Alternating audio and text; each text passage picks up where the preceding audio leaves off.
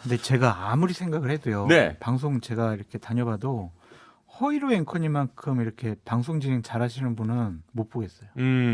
갑자기 난데없는 이야기를. 아니 진짜 느껴요 그냥 그렇게. 예. 목소리나 저도 그런 생각을 항상 하고 있습니다. 모처럼. 네. 아니 저는 이제 내일까지만 하고 저는 정치인사로 돌아갈 거기 때문에. 예. 그러면 자 일단 오늘 일단 장 소장님이 가져오신 뉴스부터 좀 들어보겠습니다. 나경원 전 의원에게 애정이 생긴 윤 대통령. 갑자기? 오늘 이제 이 그전까지 비판의 메시지에서 조금 달라진 메시지가 나왔어요. 네, 중앙일보에서 보도를 했어요. 그래서 나경원 의원에 대해서 애정이 있기 때문에 네. 저출산 고령사회위원회 부위원장직에 대한 사의 표명을 받아들이지 않을 것 같다라고 대통령의 참모가 얘기했다. 예. 중앙일보에서 보도를 했는데 네네. 과연 이것이 진짜 애정이 있어서 이런 건지 아니면은 전당대회에 나가지 않았으면 좋겠어.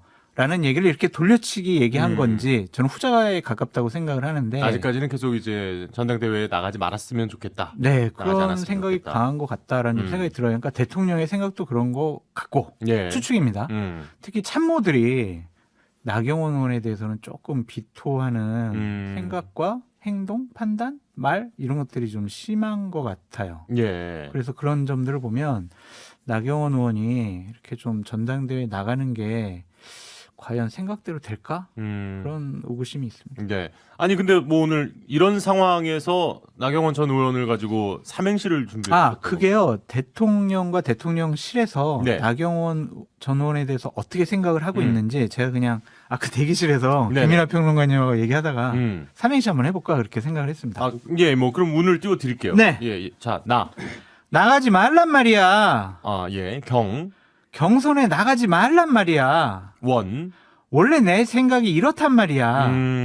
이게 이게 지금 대통령과 대통령실의 생각과 판단이 아닐까라는 생각이 들어요. 네. 지속적으로 김기현 의원에 대해서 윤핵관들을 붙여서 우리 김기현 의원을 당대표 만들어야지 이렇게 생각을 하고 있는데 갑자기 나경원 의원이 여론조사를 해보면 1등 나오고 예. 본인이 출마하겠다라는 시그널을 계속 주고 있잖아요. 네네. 그거에 대한 불쾌감이 지금 나타나고 있는 것 같습니다. 아하. 그러니까 경선 나가지 말란 말이야. 나가지 말란 라고, 말이야. 예, 해주셨는데 지금 3311번님께서 재미없네요. 다른 삼행시 진짜요? 부탁합니다 하셔서 김민하 평론가님도 하나 해볼까요? 저도 질 수 없죠. 삼행시. 네네. 자, 네. 나는 장관을 원했지만 장관급을 주더라고요. 경. 그래서 경이니까 그래서 받았습니다. 경솔한 결정이었습니다. 경솔한 결정이었습니다. 원. 원래대로 대표를 나갔어야 됐는데 후회합니다. 원래대로 대표를 나갔어야 되는데 후회한다. 뭐 일단은 대통령실의 입장과 지금 나경원 전 의원의 입장에 서로 빙의를 하셔가지고 지금 삼행시를 한번 해주셨는데 장성철 소장님의 삼행시가 재밌다고 생각하시면 1번, 예, 김민하 평론가 삼행시가 재밌다고 생각하시면 2번 보내주십시오. 좀 부끄럽네요, 근데. 짧은 건 50원, 긴 건 100원의 정보 이용료 있는 샵 8001번 문자 있고요. 진행을 좀 예능처럼 해주세요. 예, 스마트 라디오 미니 그리고 유튜브 댓글 무료입니다. 괜히 시켰다는 생각이 계속 들긴 합니다만, 예, 일단은 계속 이어가 보도록 하겠습니다. 뭐 지금 아까 이제 장 소장님께서 얘기해 주셨던 것 중에 가장 중요한 포인트는 과연 진의가 무엇일까? 진짜 속마음은 무엇일까? 일단은 애정이 크다라는 메시지는 나왔지만 사의를 받지 않아주면, 그러니까 사의를 받지 않아버리면 그렇죠. 그만두고 싶다고 해서 바로 그만둘 수 있는 건 아니니까요. 그것도 대통령께서 뭐 그냥 그래 사표 받아줄게 이게 아니래요. 그냥 그것도 중앙인사위원회 거기서 또 이렇게 여러 가지 회의도 해보고 예. 거기서 또 내용을 올리고 또 대통령의 절차 뭐 그런 게 있다고 하더라고요. 그렇다면은 지금까지 계속 더 이상의 언급이 안 나오잖아요. 예. 그러면은 사의를 받아들이지 않겠다라는 의지가 좀 강한 것 같은데 나경원 의원도 나가고 싶어하는 의지와 예. 나가면 내가 정말 큰일 날 수도 있겠다라는 본능적인 생각이 겹치는 것 같아요. 지난 화요일 날 이철규 의원하고 만나서 네네. 여러 가지 얘기를 했다라는 구체적인 내용들이 지금 슬슬 흘러나오고 있거든요. 근데 이철규 의원 측에서는 뭐 별다른 내용은 없었다 뭐 이렇게 얘기를 했죠. 근데 그게 슬슬 흘러나오고 있는데 네. 그거는 토요일 날 정치인사에서 제가 구체적으로 말씀을 드리겠고요. 예. 그런 내용들을 여기서 판단을 해보면은 나경원 의원도 가급적이면 뭔가 반대급부를 받고 안 나가야 되겠다. 왜냐? 나가면은 정말 내가 윤석열 대통령하고 척지고 갈등 짓는 그리고 예. 윤핵관들도 가만히 있지 않을 것 같아요. 이준석, 유승민처럼 우리가 대할 거야. 상종 못할 사람이야. 막 이런 험한 얘기까지 나왔잖아요. 예. 그런 거 보면 나경원 의원이 좀 위축될 수도 있다. 그렇게 보이죠. 지금 말씀해 주시는 걸 들어보니까 바로 예를 들어서 이제 사의를 표명을 했을 때 제가를 해버리면 나가도 좋다처럼 맞아요. 받아들여질까봐 더 미루는 게 아닐까 이렇게도 보이는 정확한 포인트예요. 그래서 나경원 의원이 이제 지난 주말 이후에 어떻게 생각했냐면 예. 나 정말 나가고 싶어. 그래서 나는 대통령이 좀 반대하더라도 참모들이 좀 거부감이 있더라도 나는 그걸 설득할 수 있어라고 생각을 했대요. 예. 예. 그래가지고 최근에는 계속 저는 윤석열 대통령의 윤석열 정권의 성공을 위해서 뭐든지 다 할게요라는 메시지만 계속 반복적으로 내고 있잖아요. 예. 그러니 이제 공개적으로 대통령도 들어라. 대통령실 참모도 들어라. 당원들도 들어라. 나는 대통령 성공을 위해서 당대표에 나가려고 하는 거지 내가 비윤이나 반윤의 구심점이 될 생각은 전혀 없다. 예. 나도 김기현 의원처럼 친윤 후보다. 그걸 좀 강조하고 싶어 하는 거고 그것을 받아들인다면 대통령의 그런 거부감도 좀 없어지지 않을까라고 판단하는 것 같습니다. 김민하 평론가님 의견도 좀 들어보고 싶은 게 그러게요. 좀 들어줬으면 좋겠는데. 예, 예. 약간 조금 묘한 것이 그렇지 않습니까? 아이디어를 냈다가 아주 거센 비판을 또 받은 입장에서 그러면 그 직을 유지하라는 것도 좀 이상하고 이게 또 참 진퇴양난 아니겠어요, 지금? 그러니까 나경원 전 의원 입장에서 보면 뭔가 예. 협상을 하고 지금 장성철 소장님 말씀하시는 것처럼 좋은 걸 받고 김기현 의원 도와주는 방향으로 뭐 정리를 하고 이러려면은 최소한 그럴 수 있는 맥락과 분위기가 돼야 되는 거잖아요. 네. 근데 대통령실에서 이렇게 그 헝가리식 저출산 대책을 가지고 정말 나쁜 사람을 만들어 버린 다음에 포퓰리스트가 된 거잖아요, 완전히. 네, 네. 그렇게 만들어 버린 다음에 그러면 제가 그만둬야 되나요? 그만두겠습니다라고 했는데 그래 그만둬라고 하면은 그 다음에는 정말 전당대 출마하는 거 외에는 나경원 전 의원 선택지가 없어지는 거잖아요. 네, 네, 네. 그런 대접 받고서는 전당대 출마도 안 하면은 나경원 전 의원은 어떤 정치인입니까?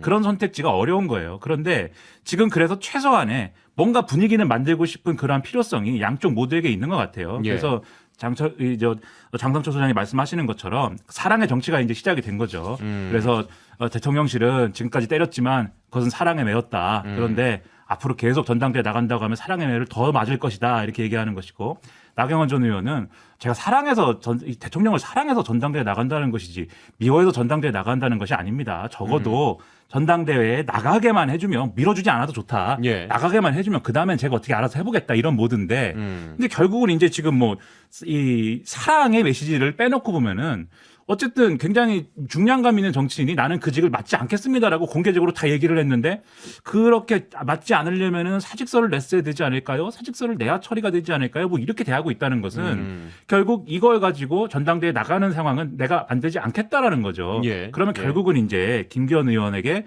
뭔가 좋은 어떤 결과를 만드는 쪽으로 나경원 전 의원이 접는 수밖에 없는데 그래서 그런가 지금 보도를 보니까 또 이 기자들이 말이죠. 김기현 의원의 이 핸드폰을 또 찍어가지고 예. 그걸 막 보도를 하고 있어요. 네. 근데 늘 이런 일이 있지 않습니까? 김기현 의원이 제가 볼 때는 핸드폰이 잘 안 찍히도록 그걸 씌워놨어요. 보안 필름. 그걸 뚫고 사진을 찍었는데 내용이 뭐예요? 거기 보면 이제 자기 이제 뭐 일정 메모 같은 게 써 있는데 나경원 전 의원을 나경원 미팅 이렇게 써 있고 가로 열고 전화요 이렇게 써 있습니다. 근데 여기에 대해서 김기현 의원한테 물어보니까 아니 내가 만나야겠다는 생각을 했다는 거지 만날 약속은 잡은 건 아니야. 이렇게 얘기를 해요. 예. 근데 생각은 머릿속에서 하는 것이고 메모에서 생각을 하는 건 아니죠. 그리고 둘이 만난다라고 하면은 거기서 만나서 나경원 전 의원이 뭐 나는 반드시 전당대에 나가서 당신을 쓰러뜨릴 겁니다. 뭐 이렇게 얘기하겠습니까? 그러긴 또 좋은 예. 협의가 되지 않을까 예상이 됩니다. 그러니까 나경원 전 의원 측에서는 오늘 아침 9시부터 또 측근들 모여서 회의를 했고 예. 그것이 부족해가지고 오후에도 또 지금 회의를 했대요. 그런데 측근들은 무조건 나가야 된다. 예. 나가야 정치적으로 미래가 있지. 여기서 접으면은 잘하면 그냥 공천 좀 받고 또 뭐 한두 사람 정도 측근들 챙기는 것밖에 없다. 예. 어쨌든 지금 나가면 당원에서도 아니 국민의힘 지층에서도 높은 지지를 기록을 하고 있으니 가능성이 높지 않냐. 예. 이번에 한번 권력 의지를 한번 불태워봐라. 이런 이런 식으로 많이 설득을 하고 있는 모양인데 나경원 의원이 상당히 좀 주저주저하는 모양새인 것 같습니다. 그러니까 나경원 전 의원이 이럴 때 예. 어떤 판단을 해야 되느냐에 대해서 저는 그런 생각이 좀 들어요. 그러니까 나경원 전 의원이 원래 좀 대가 세고 원래 이렇게 추진력 있고 원래 카리스마 있는 정치인이다. 라고 하면 대통령실도 그렇고 뭐 윤핵관들도 그렇고 이렇게까지 했겠느냐. 예. 원래 좀 대가 세지 않고 밀면 밀리고 음. 밟으면 밟히는 캐릭터니까 그게 오히려 약점이 돼가지고 지금 쭉 밀리는 과정까지 온 거 아니냐라는 생각은 저는 들거든요. 뭐 일단 이 내용은 이제 김민하 평론가님의 의견이니까. 그렇죠. 예. 예, 저의 이제 평가입니다. 저는 네네. 평론가기 때문에 평가를 하는 것이죠. 네네네. 그래서 저는 이제 이것에 대해서 오히려 이번에는 그렇지 않다는 걸 보여줘야 그 약점이 없어지고 그래야 이제 미래가 있다라고 생각을 하는데 이렇게 끝내면은 홍준표 시장 평가대로 수양보들 같은 정치인으로 마무리될 수도 있겠다. 좀 우려가 되네요. 알겠습니다. 뭐 이게 좀 심사숙고가 길어지면서 이와 관련된 이야기가 지금 뭐 며칠째 네. 계속 반복이 좀 되고 있는데 설 때까지 계속될 것 같아요. 조금 더 지켜봐야 될 것 같습니다. 예. 이 주제 마무리하면서 또 우리 청취자 여러분들의 의견 소개를 좀 해드릴게요. 9477번님 2번 와닿네요. 대통령이 당에 개입하면 안 될 것 같아요. 라면서 김민하 평론가님의 삼행시가 나왔다. 옳은 감사합니다. 예, 3965번님은 저는 1번 장성철 소장님 건 라임이 있잖아요. 근데 이거 진짜 투표하자는 거 맞죠? 하셨는데 8877번님은 3번 제가 해볼게요 하셨습니다. 나를 불러주길 바랬는데 경사에도 안 불러줬어요. 원래 나에게 이렇게 관심이 없었나요? 라면서 또 의견을 주셨습니다. 지금 소개되신 세 분께는 저희가 커피 쿠폰 보내드리도록 하겠습니다. 자, 다음 주제로 좀 넘어가 보죠. 김민하 평론가님께서 가져오신 뉴스 먼저 만나볼까요? 네, 일단 뭘 듣고 하자는 것 같아요. 네. 음성을 듣고 자, 하나 얘기하겠습니다. 들어보겠습니다. 예. 저의 고통은 결국 정부가 책임을 다하여 해결해야지 끝나는 고통이라고 생각합니다. 저는 10월 29일부터 2달 반이 지난 지금까지도 고통받고 있고 지금 이 자리에 서 있는 시간조차도 저에게는 트라우마이자 2차 가해입니다. 처음부터 국가가 투명하고 성숙하게 대처해줬다면 저희 오빠가 어떤 사고를 당했는지 어떤 응급조치를 받았는지 왜 사고가 일어났는지 알려주었다면 저는 여기에 있을 일도 유가족 협의회를 구성할 일도 전혀 없었을 텐데 성숙하지 못한 정부와 공무원, 공공기관들은 국민들을 상대로 이간질이라 하는 상태가 지속되는 지금 저는 여전히 헤어나올 수 없는 고통 속에서 상처받고 있습니다. 네. 앞선 이야기는 좀 우리가 밝은 분위기에서 했다면 이제 뭐 이 주제는 좀 그러기는 어려울 것 같습니다. 예. 누구의 이야기인지는 뭐 인터뷰 내용을 통해서 말씀하신 내용을 통해서 우리가 충분히 알 수 있을 것 같은데요. 오늘 있었던 12구 참사 국조특위 2차 공청회가 있었잖아요. 예, 거기 참석하신 유족이신 것 같습니다. 그렇습니다. 그러니까 오늘 이제 이렇게 유가족, 생존자 그리고 또 당시 현장에 있었던 이제 이태원 상인 예. 이런 분들이 진술인으로 참석을 하는 이러한 이제 2차 공청회가 이 이태원 참사 관련돼서 국조특위에서 열렸는데 예. 여러 가지 말씀들을 했어요. 대부분의 진술인들이 얘기한 것은 좀 현장의 이제 구조, 인계 과정 등에 대해서 그 당시 설명이 잘 안 됐고 지금도 규명이 안 되는 부분들이 있다. 제대로 이제 좀 희생되신 분들이 잘 이동이 제대로 되지 않았고 이러한 것들이 가족에게 통보가 안 된 거에 대해서 왜 그런 일이 있었는지에 대해서 설명을 좀 해달라라는 말씀 많이 했고 또 지금 이 참사 자체에 대한 어떤 진상규명이 필요하다. 그리고 아직도 의문이 남아있는 부분이 많기 때문에 그러한 부분에 진상규명 해달라라는 요구가 많았고요. 그다음에 책임자를 처벌할 수 있도록 해달라. 이런 얘기를 하면서 당시 상황 그리고 지금까지 겪고 있는 고통들에 대해서 진술을 쭉 한 겁니다. 이 대부분의 진술인들이 말한 것 중에 우리가 좀 주목을 해봐야 되는 게 2차 가해에 대한 고통을 많이 얘기했어요. 2차 가해에 대한 내용들은 일부 문제가 된 정치인들의 발언들이 있었고 그다음에 온라인 뉴스 댓글들 있지 않습니까? 지금도 달리고 있습니다. 네네. 그리고 이제 여러 가지 극우단체 집회의 어떤 주장이라든가 뭐 이런 것들 그런 것들에 대한 고통을 토로를 했고요. 특히 생존자의 경우 한 생존자의 경우에는 이 얘기를 했습니다. 이상민 행안부 장관이 전에 비해 특별히 우려할 정도의 인파가 몰린 건 아니었다라고 했고 그런 그다음에 얘기를 했죠. 한덕수 총리가 이 생존자 중에 한 명이 고통을 겪다가 스스로 이제 좀 세상을 떠나지 않았습니까? 그렇죠. 그거에 대해서 스스로도 굳건하고 치료를 받겠다는 생각이 강했으면 좋지 않았을까 이렇게 얘기를 했는데 이거 정말 사과를 요구하고 싶다 이렇게 얘기를 했고 또 다른 유가족들은 이 정부가 유가족들을 연결해주지 않은 거 이런 것들에 대해서 항의를 하는 목소리도 있었거든요. 이런 얘기가 쭉 나오는데 또 우리가 같이 봐야 될 게 여야 의원들 가리지 않고 다 오늘 눈물을 그렇게 흘렸습니다. 그러니까 사실 야당도 그렇고 유가족들도 그렇고 여당 의원들 계속 이상한 얘기하고 중간에 뭐 자리를 떠서 자기 지역구 갔다 오기도 하고 막 이랬는데 굉장히 비판을 많이 하지 않았습니까? 근데 유가족들 그리고 생존자들이 이렇게 얘기를 하니까 여당 의원들은 눈물 흘리지 않을 수 없는 거예요. 그러니까 사람이라면 여기서 다 울 수밖에 없는 거죠. 오늘은 그러한 점들을 확인한 그러한 공청회였다라는 겁니다. 사실 저희가 이제 유가족 협의회의 한 분과 전화 인터뷰를 이 자리에서 제가 하기도 했었는데 이 반대편에 있는 소위 말하는 보수 성향을 가진 집단의 이 시위가 정말 너무 그 분향소 앞에서 추모 공간에서 너무 괴로웠다라는 또 얘기를 하시더라고요. 지금 뭐 그 부분 김민하 평론가께서도 짚어주셨고 정말 악몽과 같은 괴로움에 빠져 계실 유가족분들에게 정말 깊은 위로 말씀을 드리고 싶고요. 정말 보수건, 뭐 우파건, 국민의힘 쪽 사람들이건 아니면 일반 국민이건 제발 2차 가해 안 했으면 좋겠어요. 정말 부탁드려요. 네. 가장 흔한 2차 가해 말이 놀러 가서 죽었는데 왜 국가가 왜 책임지니? 니들 책임 아니니? 막 이렇게 조롱하는 분들이 있잖아요.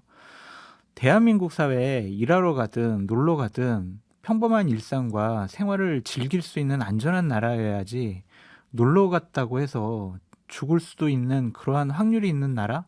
그건 대한민국이 아니죠. 그건 국가가 아니라고 생각이 듭니다. 예. 공권력이 그걸 지켜주지 못한다면 국가가 왜 존재합니까? 제발 좀 이런 말씀 다시 안 했으면 좋겠어요. 그래요. 예. 그런데 또 이때 당시에 이 참사가 있었던 당시에 용산구청 당직 근무자들이 뭐 윤석열 대통령의 비판 전단을 제거하는 일을 하고 있었다. 뭐 이런 보도가 또 있더라고요. 그렇죠. 경찰 특수본이 이제 지금 조사한 바에 따르면 용산구청 당직자 2명이 이렇게 진술을 했다는 겁니다.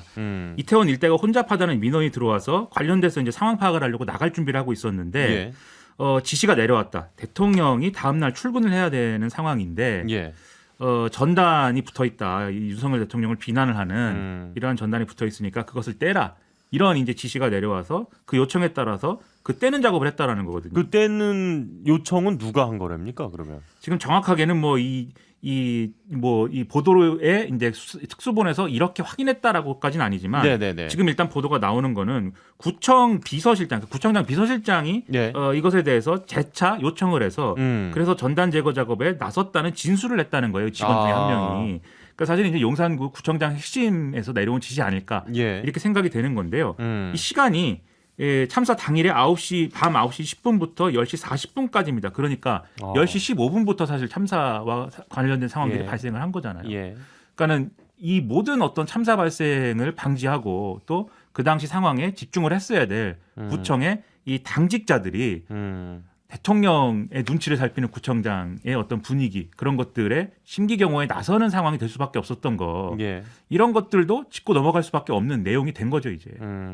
그리고 이제 한 번 보도가 이미 나오긴 했었습니다만은 이 희생자들에 대해서 마약 등 범죄 관련해서 부검 요청 관련해서 또 다른 보도가 나왔더라고요. 더 있었다 뭐 이런 보도죠. 경향신문이 보도를 했는데 유가족협의회가 자체 조사를 해보니까 검사나 경찰관이 이 장례식장에 찾아오거나 전화를 하거나 이 다양한 방식으로 희생자 시신에 대해서 마약이라든지 이런 이제 관련 범죄와 유관한 어떤 부검 이런 것들을 제한한 사례가 최소 18건이다라는 건데요. 대부분이 이제 우리가 알고 있는 그런 사례와 비슷합니다.